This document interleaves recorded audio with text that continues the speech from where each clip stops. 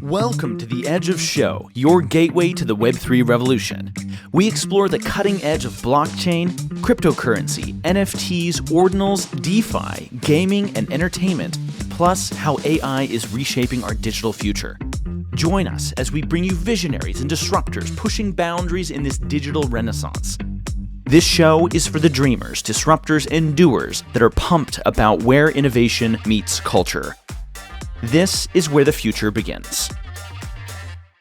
Hey everyone, Richard at Token2049, and we have Vardan Khachatryan from Fastex. I have been seeing you guys everywhere.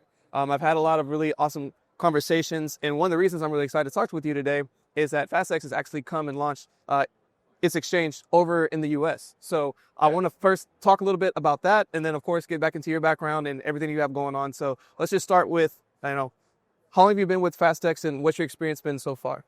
So it's been already soon to be 4 years. I'm with Fastex, and it's quite exciting because it's a company that is growing and developing super rapidly in terms of products and in terms of the markets. And it's quite exciting to be part of this journey. Yes. And it's awesome because so Fast Exchange is an exchange, and it has been expanding quite rapidly globally. But of course now you are emphasizing and growing over in the West, over in the US. So tell us a little bit about the origin story of how Fastex came about and why you're choosing to specifically expand over to US. So actually the whole idea was generally to be as a token. So we started with that as an ERC20. Yep. And then we thought okay, we need to do an ICO, right? And then maybe we need to have some exchange offering. Oh, maybe we need an exchange. And then why don't we have our own chain? Why do our token holders pay gas fees on Ethereum? Or why don't we create a whole infrastructure on layer 1, right? Right. And then of course we need a layer 1 then. And then we went for the Bahamut, and then NFTs were a thing back then, so we got into NFTs and marketplace. So and it was just a long, interesting journey, and it keeps growing. And I think it's been really cool just to see how fast y'all been growing with all that. And with having that type of experience, it's easier for you to also understand how to bring other chains and other coins on board, because they're having to go through a lot of the same experiences. And so you can empathize a lot with it and can speak to it. So as you've been onboarding and bringing on more chains to the platform, how would you describe that experience? So if someone's listening to this, they're like, yeah, I'm actually looking for a place to list. What does that process typically look like? To be honest, we are quite selective in that regard in terms of coin listings. And one thing is crucial to mention is that US exchange and the international exchange are fully separated. Yep. In terms of all the order books, in terms of wallets, everything. So there is nothing actually in common. The management is also separated. The approach in international exchange is a little bit more super selective, but more common. In the US, we are more strict. Yes. Because of US requirements that are quite not that certain, I would say. Yeah. And okay, so with that, choosing to come and deal with a little bit more strict regulation and having to put all of that in place, how has that process been going so far? Well, to be honest, we always wanted to get into the US market, but because it's the largest economy in the world, and you don't want to miss that, right? But the situation before this new government, right, it was quite, let's say, unpredictable, uncertain, no clear rules, just regulation by enforcement, and that made us to definitely not consider US market. But we were getting ready for an opportunity, and the opportunity came, which was new approach towards crypto and virtual asset service providers, and that gave us the perfect timing was for us to just launch a spot exchange. Oh, agreed. And so with that, obviously there's some competitors that are already there, but you're bringing a new way, or you're bringing new energy into how people in the US are able to have these kind of experiences on-chain, through exchanges, etc. So what would you say are some of your differentiating factors that people would be able to consider? I think we bring some part of our ecosystem, meaning it's going to be the same exchange again, but the experience is the crucial part, right? I mean, if you are giving the right experience, then you have a competitive edge there, and that's where we consider ourselves to try to be competitive there. Yeah. Yeah, and the user experience is really important. Being able to flow through and have everything work seamlessly is very important. So obviously we're here in Dubai. Token2049. This is day one at the time of this recording. How's the experience been out here so far? And why did Fastex decide to be part of Token? Well, it's amazing because Token is generally probably the biggest events in this space in Singapore and in Dubai. Last year it was a bit not the best timing because of the rains and stuff. But this year it looks great. A lot of almost everybody is here, and from the players, from the biggest to some small ones, startups, which is great. So, and Fastex is a company that tries to be, in the heart of the overall crypto ecosystem. Yeah, and we are always attending at this big event. So this is another one for us. For sure. And for those who aren't here, unfortunately, the Fastex booth is really awesome. Even have a little barista there. If somebody wants to, get something to drink, and you have a really big team there, which has been awesome. And everyone's been very lovely to work with. So congrats on having an awesome team. But above all, man, so as you kind of just look at the roadmap for the rest of 2025, what does that look like for Fastex? We are targeting, thinking of targeting Brazilian market. We are working on that now. Also getting ready for the new regulatory frameworks that are going to be already in force. The Brazil is a big market for us. It's important. Expanding in Latin America at the same time, other than Brazil, and probably having new products also launched, maybe in the real world asset organization and space and stuff.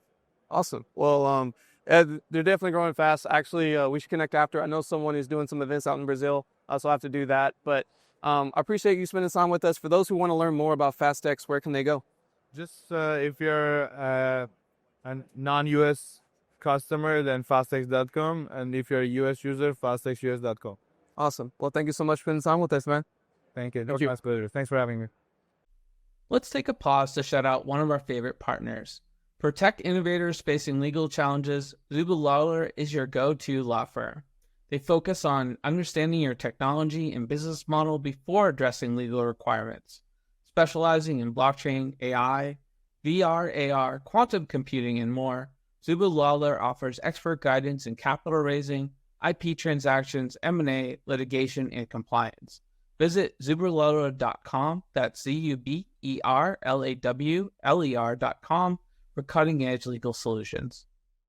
Hi, everyone. Josh Krieger, co-host of The Edge of Show, live in Token 2049 in 2025. First guest today is Terrence Kwok, who's the founder and CEO of Humanoids Protocol. It's great to finally have you on the show. Thank you. So for those that don't know Humanoids Protocol and what Terrence is building with a great team, it's a groundbreaking Web3 identity platform using non-invasive palm biometrics and zero-knowledge proofs. He's a visionary entrepreneur from Hong Kong, and he previously founded one of Asia's first unicorns, is now focused on reshaping how we think about identity. Is that about right? Sounds good. What brings you to Token 2049 Dubai? I mean, the energy is great. I was here last year. I'm giving a keynote tomorrow. I love Dubai, right? And then I think Dubai last year for a lot of people was a little bit bizarre with the rains and the floods. Tell me about it. But to be frank, I don't know whether I prefer the floods or the heat. Right, it's hard to decide. It's amazing how 2 or 3 weeks makes such a difference on the thermometer. Crazy. What's your keynote about? Data and identity, right? And I think for us, it's not a very hot topic yet, but I think it will be, should be, and I think it's a very important problem that we're trying to solve. The analogy that I remember someone sharing with me that really stuck in is like, you go to a bar, you have to show your ID.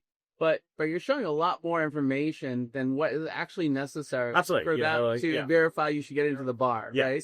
So yeah, I mean, the problem is if you show your, driver's license, and depending on the state, you're showing their full name, their address, your, all sorts of pieces of information that's not necessary. Technically, all you really need to show is a true or false statement of whether you're over 21 or not. And I think in the internet and in the internet world, or even in the Web3 world, it's sort of a similar concept. I think for us, it's using zero knowledge proofs to make sure that we're only showing the pieces of information that you want to show, we need to show. How we think about this is looking at different sort of attributes about a person. And one of the key things that we're obviously starting with is what we call proof of humanity. If you look at it a couple of years ago, it's saying to somebody, hey, you know what, you need to prove that you're a human.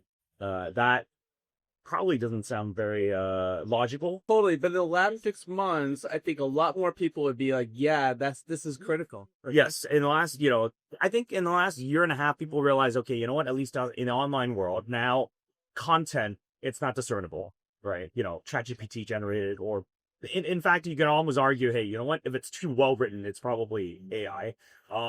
You look at sort of video content, you have like your deep fakes. It's not discernible at this point. And then voice generation, all that sort of stuff. So, in the online world, we actually think it's becoming very important to be able to verify whether something is human or AI generated. And then I actually think this maybe down the future, you look at all these like humanoids and robots and all that sort of stuff. Maybe like we'll eventually get to a place where it's almost like a Westworld, the TV show where like, you need in the physical space where you need to discern whether somebody's human or not. Right? You got me thinking about something, because like, people ask like, what's the future of media if you can have sort of like, Tim Draper has a digital twin that's doing those updates on his portfolio. But I think AI is getting so sophisticated that it could add the ahs and ums into the conversation, and even make like the mistakes feel more authentic. I think there's no telling where AI can go in terms of its replication of a human-like context, experience, conversation, dialogue. So this is a sort of critical piece. So maybe break down the technology stack a little bit more, and how you all are doing this in a unique way that you think is sustainable, replicable, powerful enough to become a standard that can be used and adopted globally. So ultimately, what we're building is a blockchain focused on data and identity, right? And the sort of mechanism we're using is a verified identities. Okay, and so it's not really just the biometric space; it's everything, right? Like it might be potentially a reusable national ID credential. It might be like a proof of education credential, proof of employment credential, and then we're now building stuff out with zkTLS so that it's potentially even proving your airline loyalty status or any sort of thing that somebody might want to prove, right? And then on the humanity piece, what we're starting off with is biometrics, and the biometrics that we've decided to go with is the person's palm. So everybody's palm, whether it's the palm print or the palm veins, are completely unique. And what we're doing is both the software as well as hardware, registering people, encrypting that, never storing any sort of raw data, comparing the signatures, and being able to determine whether it's unique or not, right? So why didn't you choose palms versus eyeballs? I think there are two things, right? Number one is that the iris is, and there are a lot of body parts that are completely unique, right? Like so when you think about the fingerprint, you think about your palm print, you think about what your iris is. These are all sort of unique biometrics. We decided to go with the palm because I think ultimately it's slightly less intrusive. It's probably a lot less intrusive to most people. It feels like a little bit more traditional. Like we've gotten fingerprints if we go, like if you go through customs in a new country. Yeah, absolutely, right? Like it's a little bit more acceptable, we think. And then I think the other thing that's also important is, we think there's going to be a lot more use cases, right? So if we look at sort of palm based biometrics, obviously in the US, Amazon, and in China, Tencent is already using this for payments, right? And Amazon, there are a lot of people who are using palm-based payments for Whole Foods. Tencent is doing that with WeChat Pay, right? So there are use cases where, whether it's payments or maybe it's ticketing. Just now I had to come up and it took me like 5-10 minutes because I had to search for my ticketing email, and then they have to check my ID, all that sort of stuff. Whereas, we are also now actually starting to, this year we'll be starting to work with a lot of events where, if you have a human ID and that's registered, when you buy a ticket to an event, you can just type in your human ID, and then if your palm is already, if your palm's already registered, you can easily just access your ticket directly through that, right? So it's a lot more accessible and easy to use than, you would never go scan your iris to pay for a coffee. So, and I guess, like, is there this duality for a while, like with any kind of new approach to paying for things or showing, like, some people may go and not have their palm scanned yet, and they may be in an experience where, now they need to. So you're thinking about, like, onboarding as part of sort of the adoption curve, with where you have this duality in terms of access? yeah, well, absolutely, right? Like, so that's why we need to find use cases. So I think a little bit unlike some of the other projects that are in this space, our goal is not to focus on UBI or like to pay people to come on for to scan their biometrics, right? Like the goal for us is to have that utility from day one. And so it's also about like finding the various use cases that we can implement this. Like Apple Pay. I mean, all of a sudden I'm using Apple Pay because it was the most convenient option, because there are so many ways I can use it.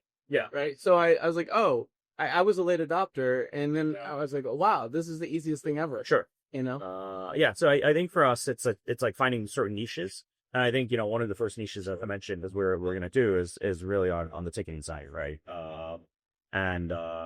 Because if you go downstairs, you'll see how long that line is. Right. Yeah.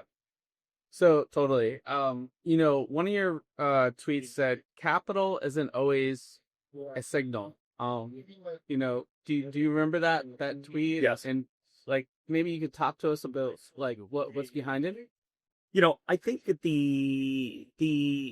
when we look at, I think I mean it in a couple of ways. Number one is that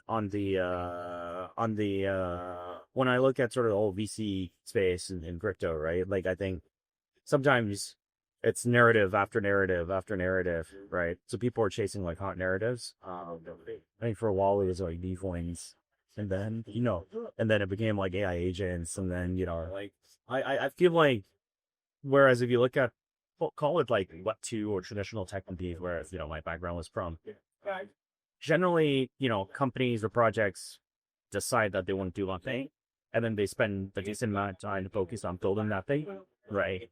And so I think for us, that's something that we're trying to do, because we believe this has long-term value, rather than necessarily saying, damn, let's chase whatever is hot for the moment for all for venture capital. It sounds like Fastex example or Filecoin.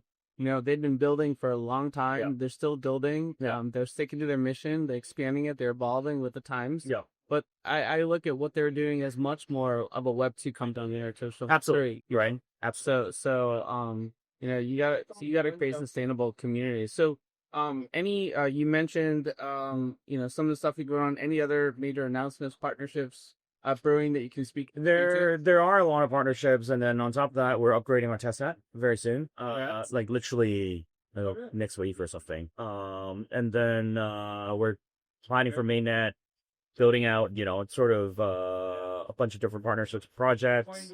And I think more importantly, we're also going to be rolling out the hardware devices, and then also launching the app for people to sort of pre-enroll directly on their smartphones, and then afterwards through registration through for physical locations. Exciting stuff. So let's fast forward. I think we're all futurists these days, or pretend to be. You've got your technology built out, mainnet's launch, the ticketing's done. Where do you see Unity Protocol going in the next 3 to 5 years? What does the world of decentralized privacy look like at that point? I think the idea is that let's take a longer time frame, like 5 years. Like I think the idea is that we would need. This is probably a de facto thing that is implemented, whether it's us or in some other company or project, I think, any sort of piece of content, there probably needs to be a signature, right? To say, okay, you know what, it's verified to be, done by Josh or done by whoever. Like, so that, even a video, you probably need to say, if you see a video of the US president, it probably needs to be signed, because otherwise, like, you don't know if it's a vape or not. Well, right. I have a Josh DAO. It would be great if like I could use your technology so we knew everyone in the DAO was actually a Josh, and Right. I didn't have to like look at their passport. Sure. Like, Absolutely. Maybe you guys could be an idea, because we are onboarding identity validators. So like the whole idea is we can do different sort of credentials, right? We did a thing with Kaito, for example, so that the Kaito credentials could be used on chain. Oh my god, I totally want to do this. Like That'd be cool. Josh, it's 140 of us right now. We'll onboard all the Joshers. All right.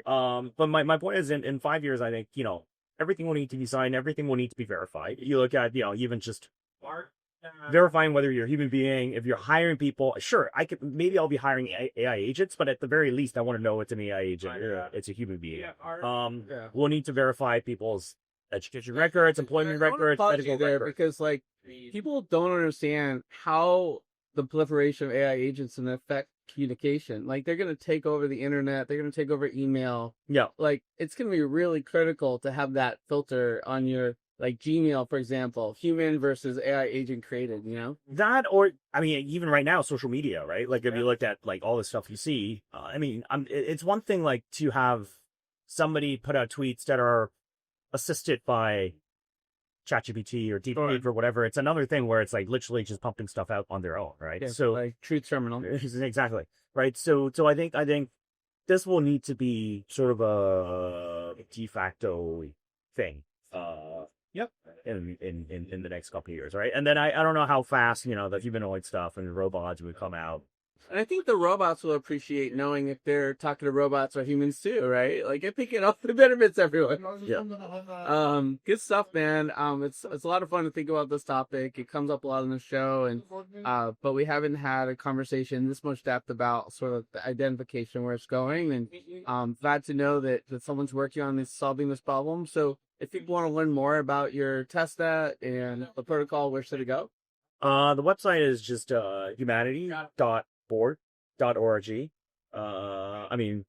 is humanityprot. My Twitter is like TK_humanity.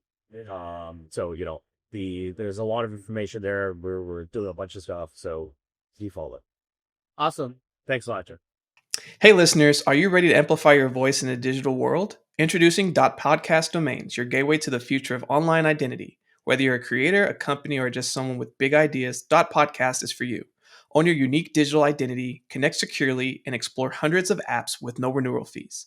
Don't wait for someone else to claim your name. Secure your .podcast domain today and be part of the next generation of content creation. Visit get.unstoppabledomains.com/podcast to get started. Again, that's get.unstoppabledomains.com/podcast. Your voice, your rules, your identity. Hi, everyone. Welcome back to the Edge of Show. This is Joshua Krieger, one of your co-hosts, live in Dubai at Token2049. It's 2025. Things are hot here, and the market's heating up as well. I'm here with Marco Monaco, the co-founder and growth lead at TAC. It's great to have you on the show. Thank you very much, Josh. Great to be here. Yeah. So for those that don't know TAC, it's a project at the forefront of bridging Ethereum native protocols into Telegram. It's all about the convergence at this point. And formerly, Marco was a key figure at Linea, Consensus's ZK EVM-based rollup, and he's helped onboard 500,000 users during testnet and supported 500 plus teams building on the network, achieving 1.3 billion in TVL. Not bad. It's not bad, yeah. Fine.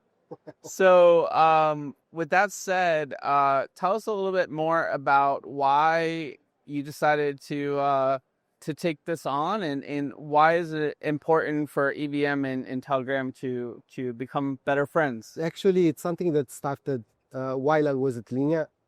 Actually, Linea itself was a distribution play, during the time I developed the concept that distribution is the moat, is the most important thing for crypto. Crypto is niche, the cake is so big, but we need distribution to expand crypto. And if you look around, Solana with FTX, Coinbase, Embase, BSC with Binance, all this successful ecosystem, they had a strong distribution push from some distribution channel. Linea started with this intention, leveraging the MetaMask distribution. When Linea went ahead, I met Pavel, my amazing co-founder. He basically pitched me a new type of distribution, the Telegram distribution. It's a bit bigger than, even if you look at Binance or Coinbase, Telegram is massive. Well, yeah, I mean, they have a lot of users. Are these users more sort of interested in sort of all the different things they can do with Telegram? Is that sort of panning out the way people expected? Or are they more interested in sort of games and chat? Do you think that there is a world where we can combine the two things? 100%. And I'm just curious, like, if so far you're seeing that type of traction on Telegram. Yes, we are working let me start from the basics. So first of all, everyone is on Telegram. Like 1 people out of 8 is on Telegram, and our entire industry is on Telegram.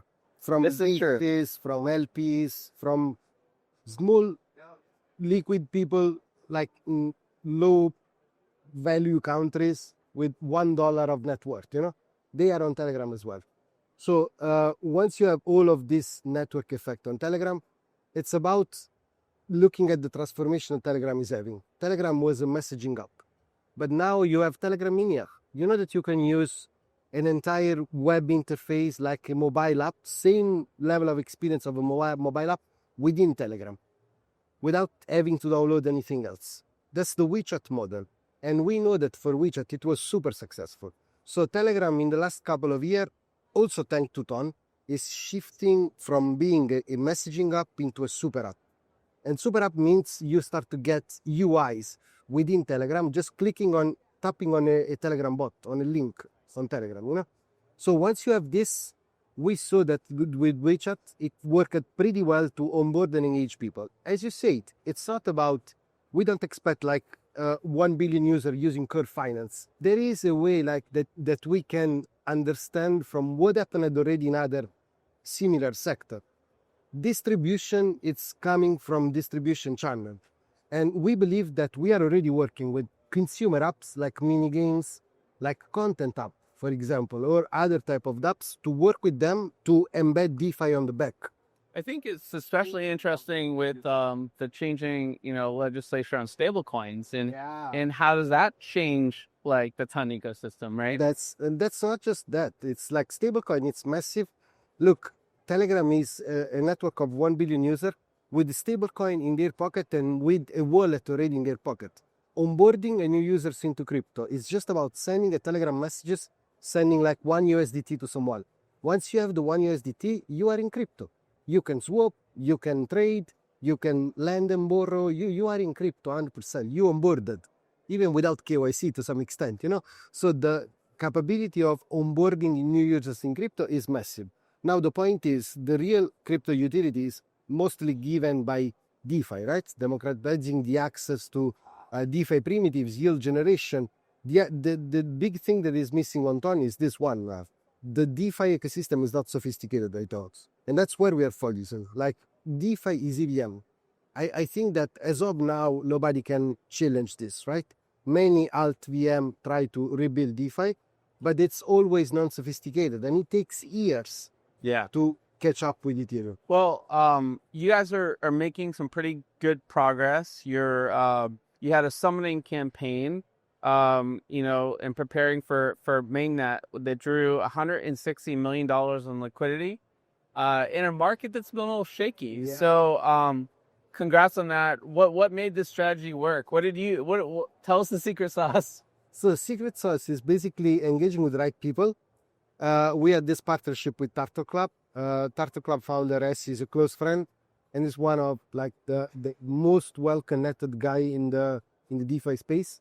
So working with Tartu was actually very important. But the real secret sauce was our pitch, because explaining LPs, institutional funds, what we're doing, that we are connecting retail users to become DeFi users without even knowing what DeFi is. Abstracting all the complexity with Telegram mini games, user-generated content, consumer apps that you can operate directly within Telegram. That pitch clicked very well because, these people are providing liquidity. liquidity, it's gonna be paid with APY. How you pay APY? Yes, we got incentives, but incentives are not sustainable. So how you are going to pay APY? With organic activity. And these people understood that we are likely going to have huge organic activity because billions users playing a game and on the back using some DeFi primitives, it's mean a lot of DeFi activity that bump up the yield. So moving forward, you got your mainnet launching soon. So tell us a little bit more about what people can expect there and maybe some of your other upcoming milestones that you're excited about. Yeah, so the first like upcoming milestone is going live on mainnet. We are more or less ready, technically ready. It's just a matter of, like business go to market. So the big milestone will be going on mainnet, and this go live on mainnet will be pretty different because, yeah, indeed, TAC is a layer one, and the TAC token is as the typical value accrual of any other layer one token, gas fees, staking, governance, like any other layer one token.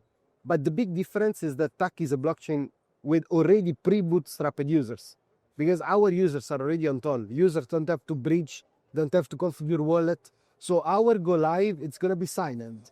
It's going to be a silent go live where users on Ton will already be able to use Curve Finance to swap on Ton, or Morpho to earn money, or to borrow money from Telegram, or Euler Finance, Zero Layer.